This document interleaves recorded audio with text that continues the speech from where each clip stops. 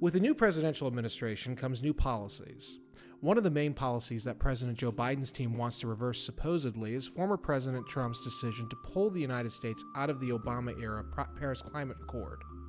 This is a very bad idea.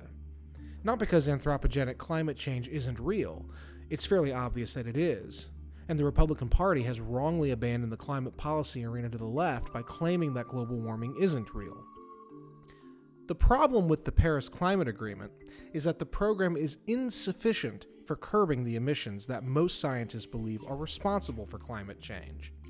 There are four main greenhouse gases that are believed to be the culprit of global warming: carbon dioxide, CO2, methane, CH4, nitrous oxide, N2O, and ozone, O3.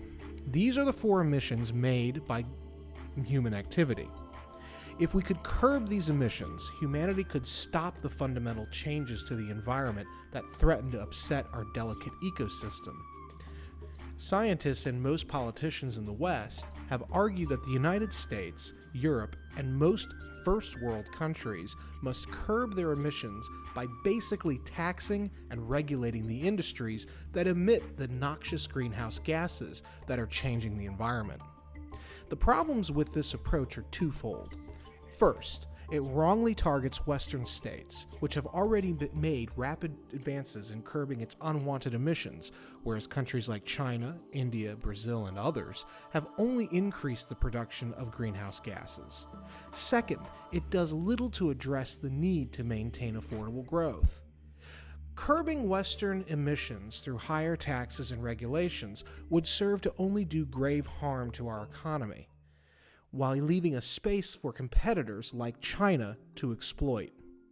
A better approach for the United States and its allies is not to punish the industries that undergird our economy. Instead, the solution is to encourage innovation through investment into high-tech research and development, specifically those technologies that could ameliorate the contamination of the Earth's environment. Alternative energy sources like nuclear, both traditional fission and fusion, solar power, specifically space-based solar power, and hydropower are all alternative energies worthy of a national investment. Beyond that, rather than regulating and taxing current emission-producing industries, which will all negatively impact the already struggling average American consumer, why not invest in tech like carbon capture? Back in 2018, when Representative Alexandria Ocasio-Cortez, Democrat New York, was pushing her Green New Deal, she bizarrely stated that the technology was not feasible. Writing in the American Spectator at the time, I challenged her assertions and found several academic papers proving that the technology was not only feasible, but that it was being actively developed. One program that I noted of at the time was a project over at RMIT University in Melbourne, Australia, which essentially converts CO2, carbon dioxide, from gas into solid particles of carbon, which can then be disposed of very easily. According to researchers writing about the RMIT University project in Nature Communications, RMIT University's carbon capture method offers an alternative pathway for safety and permanently removing CO2 from the atmosphere. Here is an innovation worthy of investment. It is one that could be purchased by existing emitters of carbon, for example, and placed on their factories. This would have a positive impact on reducing overall carbon emissions. There are other technologies, too, that are worthy of investigation and investment. There's also the bacteria that can eat plastic, which would do wonders for removing unwanted plastics from the ocean and our environment. This is an innovation worthy of federal investment that can not only save our environment, but also possibly make the United States an innovation hub in climate science. My grave fear, however, is that the Biden team will simply reimpose the Paris Climate Agreement that will drastically raise prices on ordinary Americans by forcing the government to impose onerous restrictions and regulations on companies who are deemed polluters, many of which just so happen to be essential for the growth and productivity of the United States. It's telling that the People's Republic of China, which was vociferously opposed to the Paris Climate Accords until they were given guarantees by the former Obama administration and international community that they would not be held to the same rigorous standards that the Western states would be held to, has recognized the dangers that pollution and climate change poses for their country. Has Beijing decided to kill their emitting industries, though? No.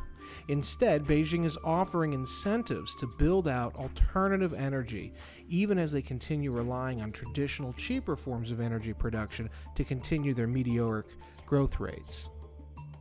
China's leaders understand that the key to political power and domestic tranquility and national greatness is a robust and growing economy, an economy that is built on innovation, but is also on judicious investment, appears to be the way forward for China.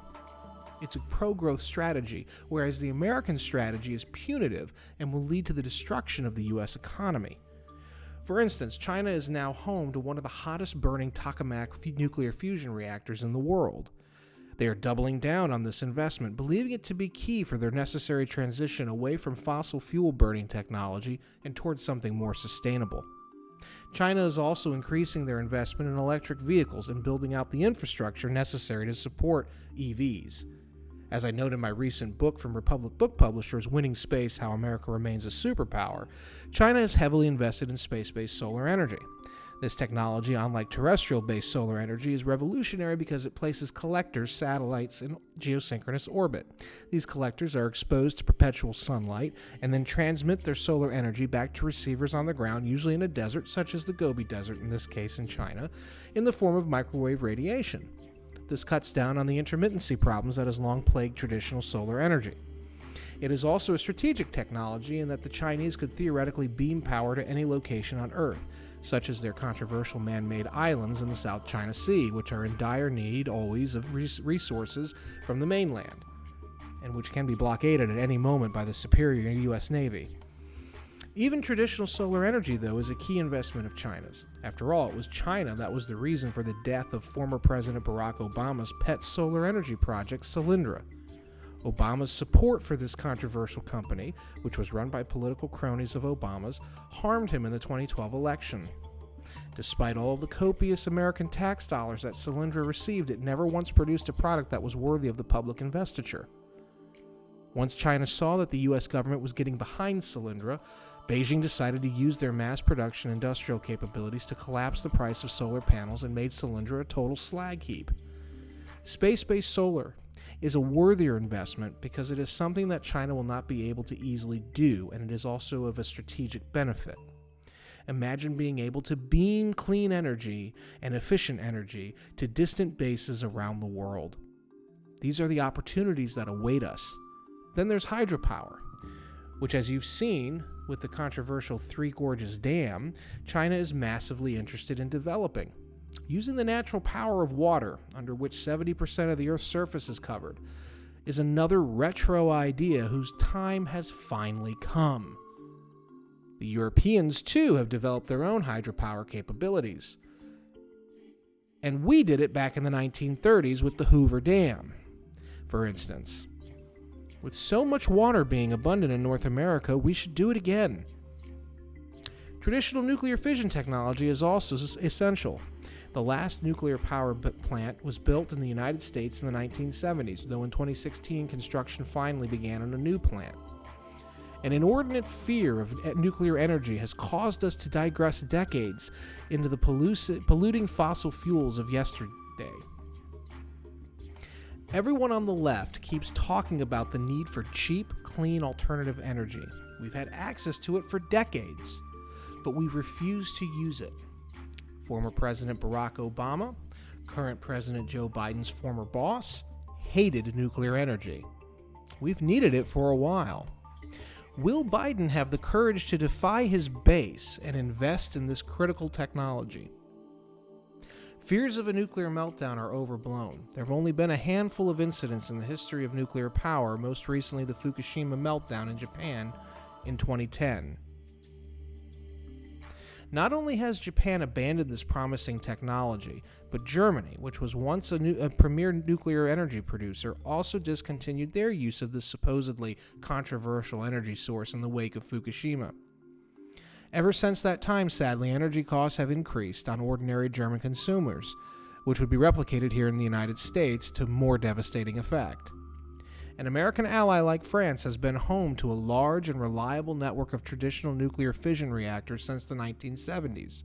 They too understand the need to go clean on energy without throwing the productivity baby out with the fossil fuel bathwater. The real disagreement between the right and left today is, though publicly they won't say it, a matter of degrees. The left is represented by people like AOC and Bernie Sanders insist upon onerous regulations and taxation. They want to discourage the use of fossil fuels by artificially raising the price via taxes and regs. Recently, President Biden has blocked the Keystone XL pipeline, which has contributed significantly to American job creation and would have furthered American energy independence. In fact, the Biden plans for America's energy production will impinge upon the historic independence that the previous Trump administration helped to foster. It will also harm average energy consumers like my family, which has enjoyed historically low prices at the pump over the last 4 years. This will most certainly be reversed by Biden's declared policies. The left has striven to kill these industries without offering a viable, immediate alternative. There is a space here for the right to claim ownership of this issue while coming across as the more rational party. Yet the Republican Party and most conservatives, most of whom are enthralled by special interests inimical to alternative energy, refuse to take this opportunity. The Democrats' focus on renewable energies like traditional solar and wind power is insufficient for meeting the energy demands of a modern and large country like the United States. High energy costs plague the Nordic countries that have happily embraced wind power. And the plague of rolling blackouts due to intermittency from both wind and traditional solar power is a continual reminder of how much of a poor substitute for fossil fuels that wind and traditional solar currently are. Then there is the added issue that those countries that have embraced a green economy, such as Spain, have seen a precipitous decline in employment opportunities for ordinary citizens. Spain's economy collapsed in part because there were fewer employment opportunities in the new green economy. These jobs required higher levels of formal education and technical training, and therefore could not be used as a viable substitute for the, quote, dirty jobs of the old economy. Plus, many green jobs were filled by better educated immigrants, creating not only economic dislocations, but socio-political instability as well. America must learn from these experiences and judiciously choose which alternative energy sectors to invest in. Washington policymakers must not fall prey to the emotional and moral preening of green activists. Instead, the Biden administration must work hard to keep energy prices low for most Americans while investing in the technology that will allow for the United States to adequately surmount the challenge that global warming causes without losing our economy and vitality as a nation. You cannot regulate and tax yourself out of this quandary. You can only invest and innovate your way to a better future. You can follow Brandon J. Weichert via Twitter at WeTheBrandon and on the Clubhouse app also at WeTheBrandon. Purchase your copy of Winning Space on Amazon, Barnes & Noble, or any other bookseller online, or check out your local bookstore. Thank you.